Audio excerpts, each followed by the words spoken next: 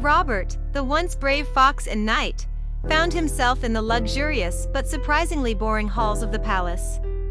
Since he had defeated King Pelagat, life at court had become rather monotonous. Princess Louise had gone to live with her aunt at Drakenstein Castle, and the longing made Robert's days even darker. His loyal friend, Timo the hamster, was the best example of the dullness of farm life. The once nimble and cheeky hamster had become rounder and more comfortable after discovering the royal supplies. "You look like a fluffy ball, Timo," Robert said, laughing as he tried to tease the hamster. "And you look like a bored, rusty knight," Timo countered as he treated himself to another sunflower seed snack. To escape the oppressive feeling of boredom, Robert decided to visit the local market. Robert strolled through the narrow streets of the medieval market.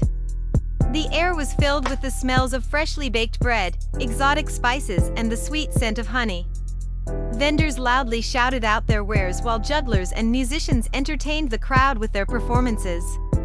Children ran around the stalls laughing, and the clatter of coins and the shouts of vendors could be heard everywhere. Despite the hustle and bustle, Robert felt strangely calm. It was as if the hustle and bustle of the market offered a welcome distraction from his otherwise monotonous nightly routine. He loved exploring the different stalls, haggling with the vendors and hearing the stories of the travelers. As he continued strolling through the streets, a particular stall caught his attention. An old man with a long white beard and a hood sat behind a table full of old books and scrolls. Robert stepped closer and began browsing through the books. His eyes fell on a particularly striking book. The book was large and heavy, with a leather cover decorated with gold and silver patterns. At the center was a sparkling red gemstone that glittered in the sunlight. Robert couldn't resist and carefully opened the book. The pages were yellowed and written in a strange script he didn't recognize. "Are you looking for something special, young knight?"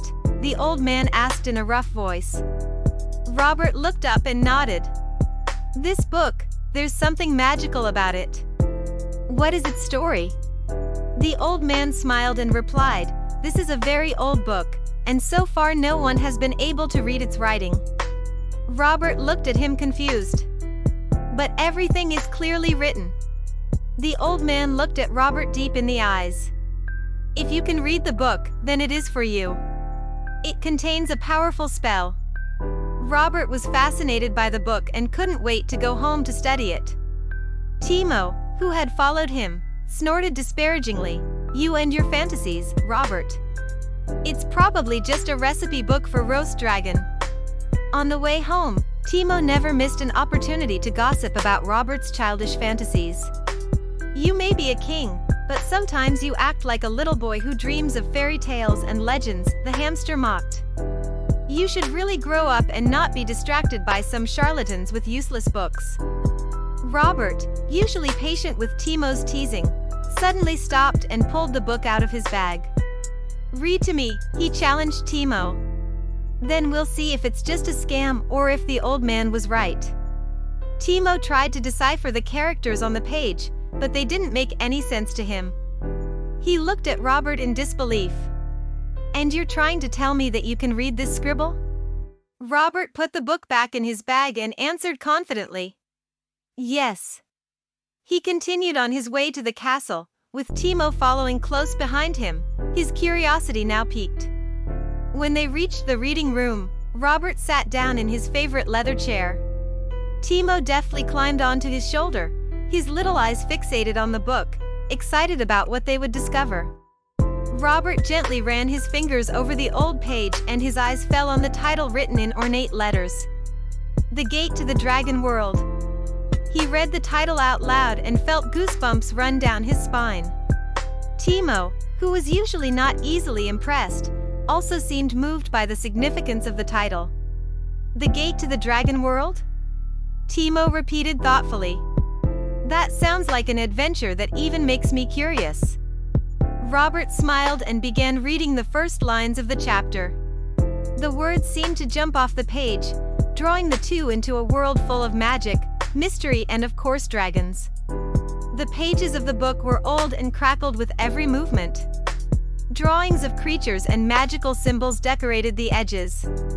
After a few moments of browsing, they came across a page that caught their full attention. It was a detailed illustration of an impressive dragon. It was written under the picture, "The guardian of the gate to the dragon world." Robert continued reading. This mighty dragon guards the entrance to the magical world. A world where legends come true, where dragons cross the sky and mythical creatures like dwarves and elves live in harmony. But be careful, because they all protect a vast treasure so powerful that it can change the fate of worlds. Timo's eyes widened in amazement. "That sounds like an adventure that could get even me back in shape," he squealed.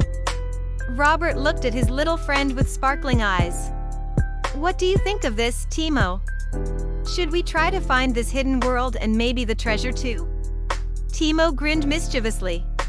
"Well, since I don't seem to have any cheese around anymore, why not? A little dragon hunting might be fun." Knowing that they were preparing for a great adventure, Robert knew they had to be well prepared. He went with Timo into the palace's huge armory. It was an impressive place, filled with shining armor, shining swords and all sorts of other weapons. Robert began carefully polishing his armor and oiling his weapons. Every piece of his equipment gleamed in the candlelight of the chamber. "It's important that everything is in top condition," he said. "You never know what awaits us in the dragon world."